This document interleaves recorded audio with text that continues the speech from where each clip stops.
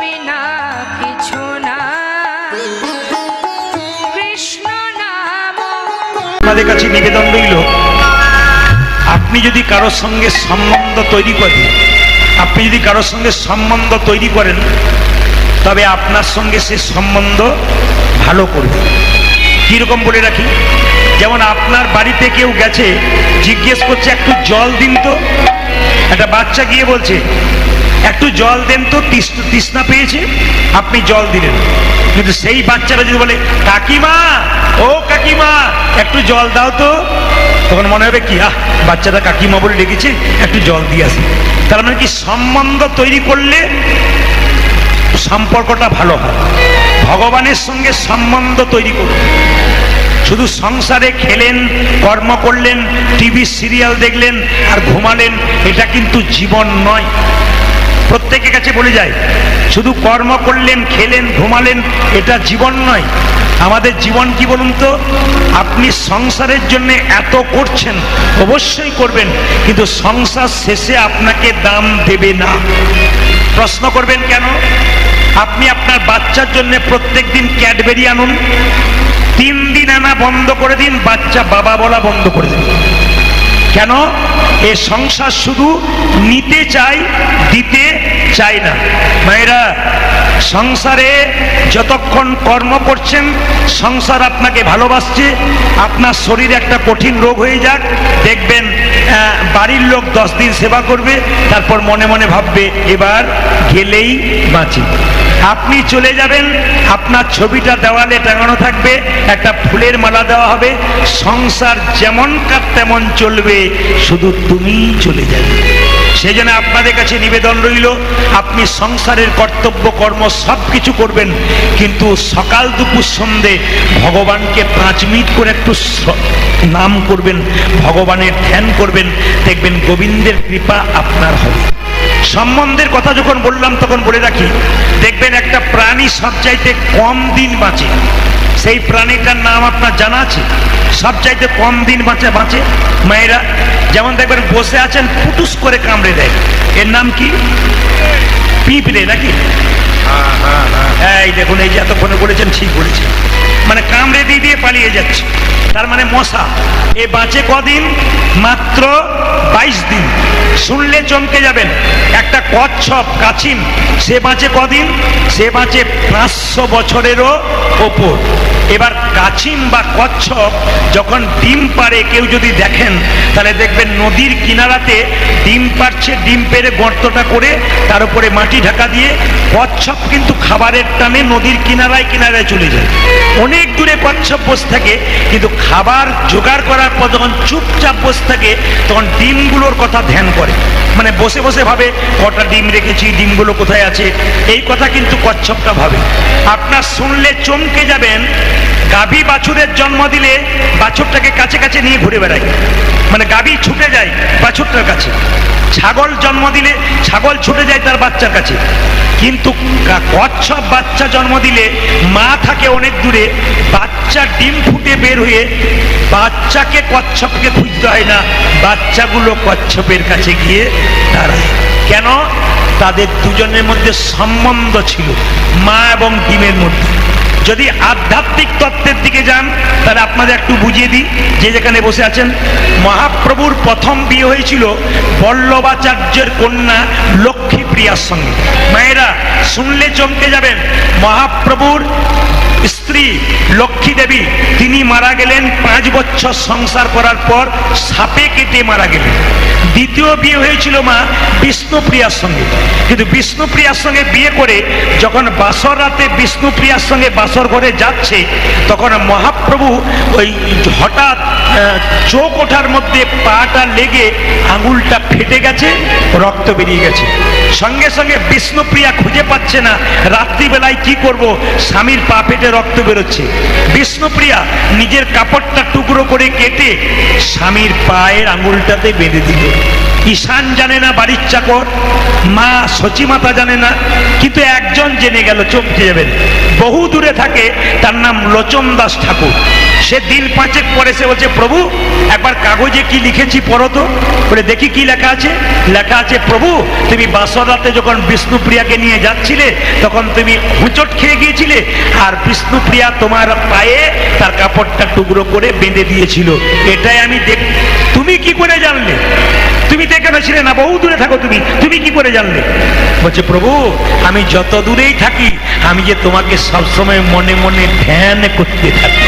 এই জন্য আপনাদের কাছে নিবেদন রইল, চলতে ফিরতে কর্ম করতে করতে কেউ যদি ভগবানকে স্মরণ করে তবে তার মৃত্যুকালে ভগবানকে স্মরণ করার দরকার হয় না। কেন? মৃত্যুকালে যখন কষ্ট পাবেন তখন ভগবানের কে আপনাকে স্মরণ করতে হবে না, ভগবান আপনার কাছে এসে দর্শন দেবে।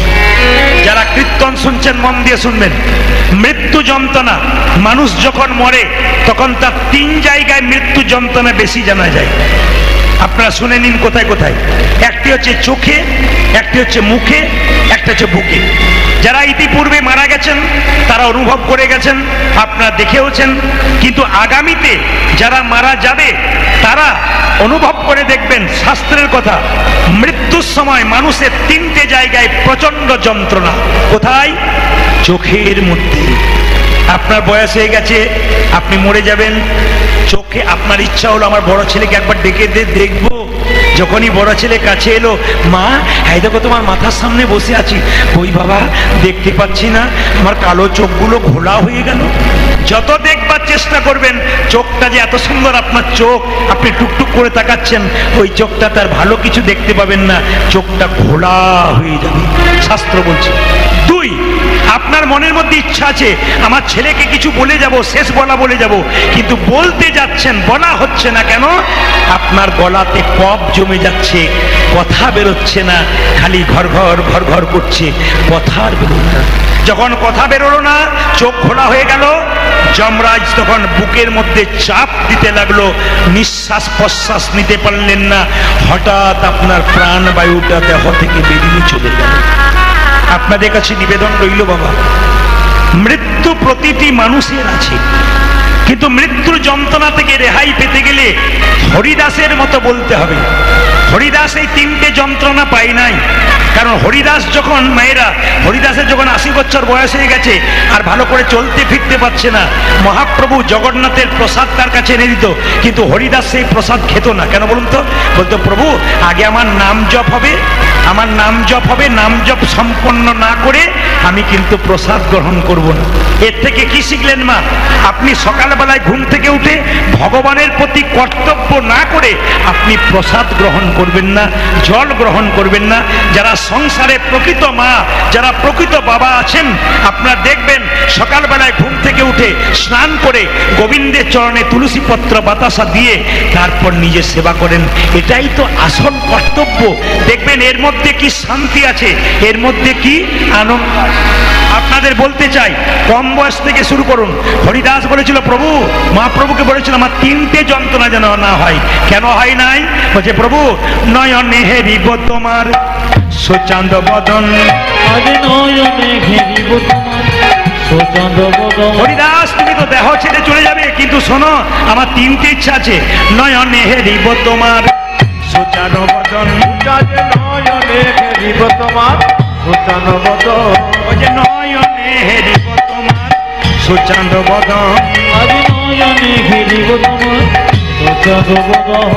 জিউ ভাই উচ্চারিব শ্রীকৃষ্ণ কীর্তন, উচ্চারিব শ্রীকৃষ্ণ কীর্তন, জিউ ভাই উচ্চারিব শ্রীকৃষ্ণ কীর্তন, জিউ ভাই উচ্চারিব শ্রীকৃষ্ণ কীর্তন। এই মতো আমার দেহ ছাড়িব তখন, এই মতো আমার দেহ ছাড়িব তখন, এই মতো আমার দেহ ছাড়িব তখন। আমি চোখ দিয়ে কি করব? তোমার ওই বদন দেখবো। আর কি করব? তাকান, চোখ দিয়ে বদন দেখবো, আর জিহ্বায় তোমার নাম কীর্তন করব, আমার যেন জিহ্বার কষ্ট না হয়, আর বুকে তোমার চরণটাকে একবার ধরবো। এই জন্য হরিদাসের মৃত্যুর সময় এই তিনটে যন্ত্রণা কোনো মতেই পাই নাই। আজকে মহাপ্রভু নবদ্বীপের মাটিতে এলেন, নিতাই চাঁদকে ডেকে বললেন, দাদা এক কাজ করো, জীবের দ্বারে হরিনাম দাও। কিভাবে? নয়ন, এই যে নয়নে দেখিবে যারে কৃষ্ণ নামে দেবে,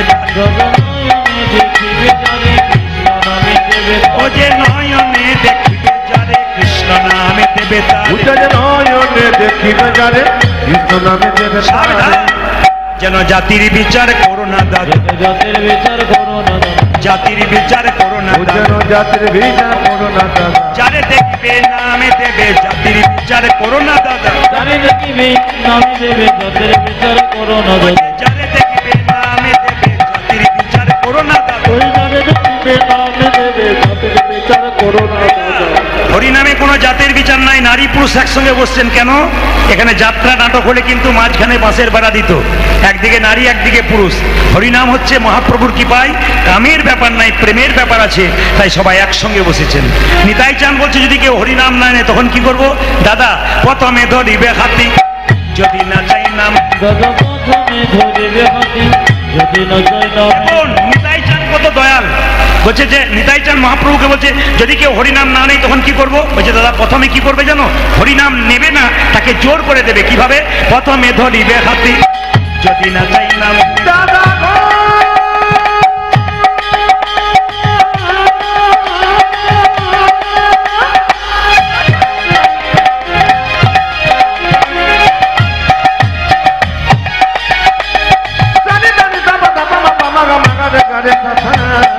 প্রথমে ধরিবে হাতি, যদি না চাই নামে। ও যে প্রথমে ধরিবে হাতে, যদি না চাই নামে। প্রথমে ধরিবে হাতে, যদি না চাই নামে। দাদা হাতে ধরে বলবে হরি, হাতে ধরে বলবে হরি, হাতে ধরে বলবে হরি, তুমি হাতে ধরে বলবে বলি, বলাবে হরি, বলবে হরি, হাতে ধরে বলবে হরি, হরি বলাবে হরি বলবে হরি, হাতে ধরে বলবে হরি। বলাবে হরি, বলবে হরি, হাতে ধরে বলবে হরি। তুমি বলবে বলি বলবে বলি, হাতে ধরে বলবে বলি। ভাইরা, আপনার সঙ্গে কারো ঝগড়া আছে, বাড়িতে আপনাদের ভোজ হচ্ছে, আপনি বলতে গেছেন একবার চলুন, না যাব না, হাতে ধরে বলছি চলুন। হাতে ধরার পর না গেলে যদি খুব প্রিয় লোক হয় তাহলে কি করেন? আপনি একবার পায়ে ধরেন, এই তোমার পায়ে পড়ছে, একবার চলো। তো মহাপ্রভু কি করলেন? দাদা নিতাই গিয়ে বললো যদি হাতে ধরে কেউ না হরিনাম করে, হাতে ধরার পর শেষ উপায় কি? পাছে তারও জোরে আশা করছিলাম, রাধা রানী কি, বেড়েছে আরো বাড়বে, শ্যাম সুন্দর কি, মদন মোহন কি, হরিবাসর কি, গরম লাগছে কি? না, প্রমাণ হয়ে গেল যে আপনার কত ডুবে গেছেন। আমি কি বলছি দিকে নজর নেই, সবাই জয় দিচ্ছেন। একবার বলুন রাধা রানী কি, মহাপ্রভু কি, শ্রীকৃষ্ণ চৈতন্য প্রভু কি, আপন আপন গুরুদেব কি, সাধু গুরু বৈষ্ণব কি, নিতাই গৌর হরি হরি। বেশ, আপনারা মন দিয়ে শুনে যাবেন। একটা ছোট্ট তত্ত্বের কথা বলবো, মন দিয়ে শুনবেন, এই দিয়ে তাকাবেন। পঞ্চপাণ্ডব সামনে বসে আছে, কৃষ্ণ বলছে কি ব্যাপার তোমাদের মন খারাপ কেন? তো পঞ্চপাণ্ডবের বড় দাদার নাম কি মা? জোরে বলুন, বড় দাদার নাম কি? যুধিষ্ঠির। যুধিষ্ঠির বলল কৃষ্ণ আসলে আমার মনে একটা প্রশ্ন জেগেছে, সেই প্রশ্নের উত্তরটা চাইবো বলে এলাম। বলে কি? কলিযুগের মানুষ কেমন হয়? আপনারা তো সত্য যুগে বাস করছেন, কলিযুগের কথা বললাম নাকি? নাকি বলছেন ভাই? সব সত্য যুগে বাস করছেন, যাকে আপনাদের প্রণাম জানাই। যখনই বলছি সত্য যুগে বাস করছেন সব বলছে হ্যাঁ, ভক্তি বলে সত্য যুগে বাস করছেন। হ্যাঁ, আমি যেই না এদেরকে বলছি সত্য যুগে বাস করছেন আপনারা, কি ভক্তি, সত্য যুগে বাস করছেন। তাহলে কোন যুগে বাস করছেন? খুব ভালো জানেন আপনারা, কলিযুগে। তো যুধিষ্ঠির মহারাজ, এটা কিন্তু সাউন্ড পাওয়া যাচ্ছে না বাবু। যুধিষ্ঠির মহারাজ বলছেন যে আমার একটা প্রশ্ন আছে, কলিযুগের মানুষ কেমন হবে, মানে আমরা কেমন হব একটু জেনে নিন। দ্বিতীয় প্রশ্ন করলো ভীম যে কলিযুগের সাধুগুলো কেমন হবে, এই যে কলিযুগের সাধু কেমন হবে।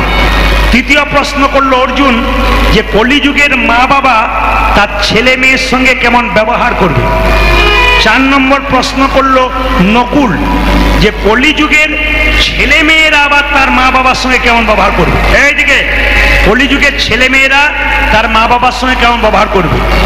সহদেব প্রশ্ন করলো কলিযুগের মানুষ তো অনেক পাপ করবে, তা কি এমন কর্ম করবে যার জন্য পাপ থেকে মুক্তি পাবে। তাহলে আজকে আপনার সুযোগ পেয়ে গেলেন যে যদি কেউ পাপ করেন তাহলে পাপ থেকে মুক্তি পাওয়ার পথটা আপনাদের বলে দেবো। সবাই মন দিয়ে শুনবেন, যে যেখানে বসে আছেন। এইদিকে বাচ্চাগুলোকে সরান, বাচ্চাগুলোকে সরান। আর কিছু কিছু জন আছে বাচ্চা লাফালাফি দেখলে ওই দিকে তাকাচ্ছে, কান এইদিকে রাখবেন আর কি। শেষে আর কীর্তন বোঝাবুঝি কোনো গল্প নেই। আপনারা তো শুনছেন, কিন্তু মাঝে যারা আছে আমি ইশারা করে বলছি, নিশ্চয়ই তারা বুঝতে পারছে, কারণ আমার চোখ খুব খারাপ। আমি কিন্তু একবার তাকালেই বুঝতে পারি কে কোন দিকে নজর দিচ্ছে। এইদিকে নজর দেবেন না তো শেষে যখন আপনি কষ্ট পাবেন, গোবিন্দ আপনার দিকে নজর দেবেন। তখন যতই ডাকবেন আর কোনো উপায় নেই। বলে কি, আমার নাম শুনতে গিয়ে খালি এদিক ওদিক তাকাচ্ছিনি, তখন এখন তাকিয়ে লাভ কি আছে? তবে আপনারা কেন এদিক ওদিক তাকাচ্ছেন তার মানেটাও পরে বলে দেবো, চমকে যাবে। যে মেয়েরা কীর্তন শুনতে এসে খালি এদিক ওদিক তাকায়, তারা কেন তাকায় ওটা একটু পরে আমি বুঝিয়ে দেবো, তাহলে বুঝতে পারবে যে কেন তাকাচ্ছে। সবাই তাকাবেন মায়েরা, যে যেখানে ছিলেন। যুধিষ্ঠির মহারাজ বললেন, তাহলে কৃষ্ণ বলো আমাদের 5টা প্রশ্নের উত্তর। সঙ্গে সঙ্গে কৃষ্ণ বলল, আজকে উত্তর দেবো না, কালকে সকালে দেবো। বলে কেন? তোমরা 5 ভাই আজকে 5 পথে যাও, যে যা দেখবে কাল সকালে এসে আমাকে বলবে, তোমাদের উত্তর দিয়ে যাব। এখন লক্ষ্য করুন, 5 ভাই 5 পথে যাচ্ছে, একদিকে ও একদিকে, ও একদিকে ও একদিকে, 5 দিকে যাচ্ছে, আর গাইতে গাইতে যাচ্ছে। কি গাইছে? কৃষ্ণ কেশব কৃষ্ণ কেশব কৃষ্ণ কেশব তাই নাম, রাম রাঘব রাম রাঘব রাম রাঘব। সবাই বলুন, কৃষ্ণ হরে কৃষ্ণ কৃষ্ণ কৃষ্ণ হরে হরে, হরে রাম হরে রাম, রাম রাম হরে হরে। কৃষ্ণ কেশব কৃষ্ণ কেশব কৃষ্ণ কেশব তাই নাম, রাম রাঘব রাম রাঘব রাম রাঘব। হরে হরে কৃষ্ণ হরে কৃষ্ণ কৃষ্ণ কৃষ্ণ হরে হরে, হরে রাম হরে রাম, রাম রাম হরে হরে। কৃষ্ণ কেশব কৃষ্ণ কেশব কৃষ্ণ কেশব তাহি নাম, রাম রাঘব রাম রাঘব রাম রাঘব রক্ষ। হরি বল। কৃষ্ণ কৃষ্ণ হরে হরে, হরে রাম হরে রাম, রাম রাম হরে হরে। কেশব কৃষ্ণ কেশব কৃষ্ণ কেশব তাই নাম, রাম রাঘব রাম রাঘব রাম রাঘব রক্ষ মাম। কৃষ্ণ হে তাই গৌর হরি বল।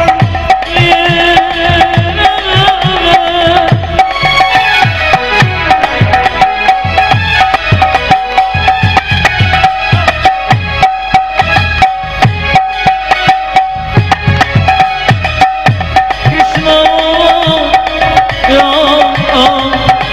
হে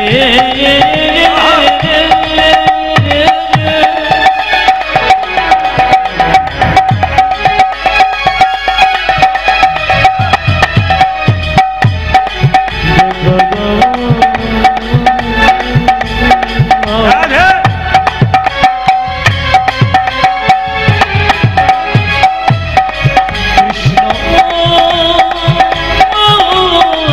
কৃষ্ণ হে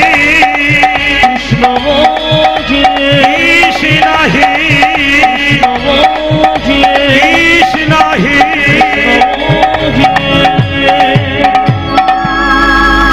সকালবেলায় কৃষ্ণ এলো, জিজ্ঞেস করছে পঞ্চপাণ্ডবকে, সবাই কে কি দেখলে? যুধিষ্ঠির মানে ওকে শুনবেন। যুধিষ্ঠির মহারাজ বলছে, আমি কি দেখলাম? যুধিষ্ঠির মহারাজ বলছে, আমি দেখলাম রাস্তা একটা হাতি, এমন হাতি দেখলাম বাপের কালে দেখি নাই। বলে হাতি যেমন দেখতে তেমন আবার বাপের কালে দেখি নাই, বুঝতে পারলাম না।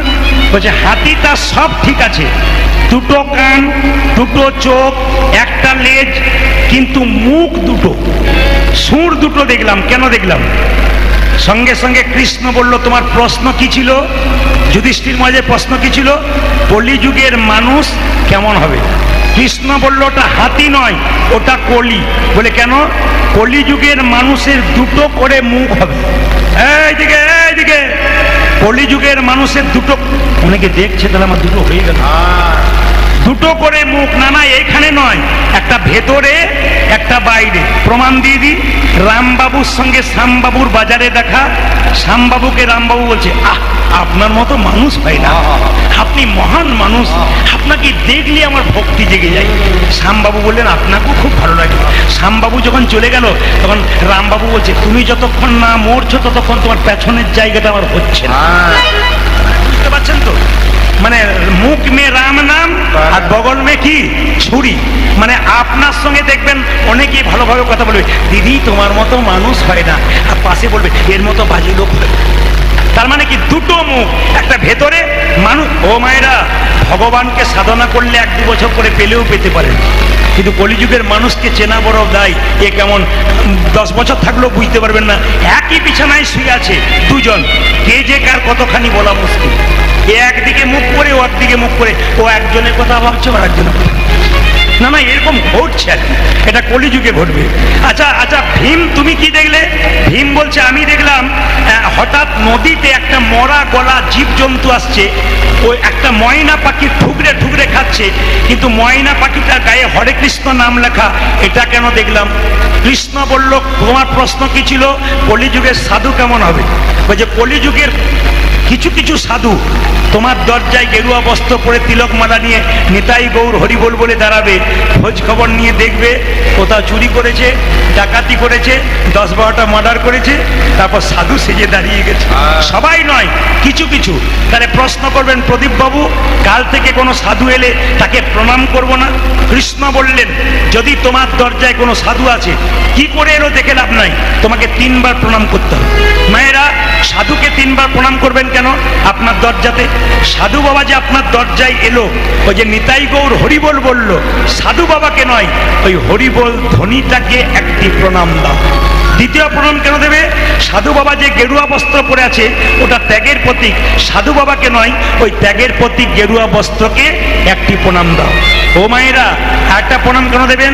আপনারা যারা সংসারী মানুষ, 2-4 দিন সংসারে বাইরে থাকলে কি মনে হয়, বাবা এবার ঘর যাই, এবার ঘর যাই। সাধু বাবাটি চুরি করে হোক, ডাকাতি করে হোক, ওই যে এতদিন নিজের ঘর সংসার ত্যাগ করেছে, এই ত্যাগের জন্য তাকে একটা প্রণাম দেবে। বাহ! অর্জুন তুমি কি দেখলে? মায়েরা, অর্জুন বলছে আমি দেখলাম একটা গাভী বাছুর প্রসব করলো, বাছুরটার গাটা চাটতে চাটতে বাছুরের গা থেকে রক্ত বেরিয়ে গেল, বাছুরটাকে আদর দিতে দিতে বাছুরটা মরে গেল। কৃষ্ণ বলল, কলিযুগের মা বাবা ছেলের ওপরে কেমন আচরণ করবে তোমার জানার ছিল। ও মায়েরা, আপনারা আপনাদের ছেলে মেয়েকে কেমন মানুষ করছেন দেখুন। কৃষ্ণ বলছে কলিযুগের মা বাবা সেরকম ছেলেগুলোকে আদর দিতে দিতে মেরে দেবে। কেন বলুন তো? ছেলেকে সকালবেলায় প্রণাম করতে শেখাবে না, ছেলেকে সকালবেলায় ভক্তি করতে শেখাবে না। দেওয়ার পরে বলবে ব্যাগ টানে, 25 কেজি ব্যাগ, 20 কেজি ছেলে আর 25 কেজি ব্যাগ, কম্পিউটার ক্লাস, ভূগোলের ক্লাস, ইংলিশ ক্লাস, টাকা রোজগার করার মেশিন তৈরি হবি। সে ছেলেটা ফার্স্ট হচ্ছে, তুই হতে পারছিস না। টাকা রোজগার করার মেশিন তৈরি করছি, কিন্তু বিবেক বৈরাগ্য তৈরি করছি। আপনি আপনার ছেলেকে পড়াবেন, উচ্চ শিক্ষিত করবেন, কিন্তু আমার প্রশ্ন হচ্ছে এইটাই, কৃষ্ণ ভগবান বলতে চাইছে আগে তাকে ভক্ত তৈরি করুন। সকালবেলায় ঘুম থেকে উঠে বাচ্চাকে বলো কি বলতে হবে, তুই প্রথমে মন্দিরে যা, প্রণাম কর, সাধুগুরু বৈষ্ণব দেখলে রাস্তাতে প্রণাম করবি, তোর দাদু ঠাকুমাকে প্রণাম কর, আমাকে তোর বাবাকে প্রণাম কর। এরকম করে বাচ্চাকে কেউ শেখাচ্ছে না, খালি টাকা রোজগার করার মেশিন তৈরি করছে। বিবেকানন্দ বলেছে জিয়ন্তে মরা, বেঁচে আছে ছেলের বিবেক নাই। ছেলে পড়াশোনা করলো, কলকাতায় ফ্ল্যাট কিনলো, মা বাবা এখান থেকে ফোন করছে একবার দেখে যে, ছেলে বলছে আমার দেখার সময় নাই। তার মানে কি ছেলে বেঁচে আছে, বাবা চিনলো না, মা চিনলো না। আপনার জন্য শুধু তা নয়, আমি একটা প্রমাণ দিয়ে দেবো। আমাদের পাশের বাড়িতে একটা মেয়ে 26 বছর বয়স, তার ছেলেকে বলছে টিফিন বাক্সে খাবার দিলাম,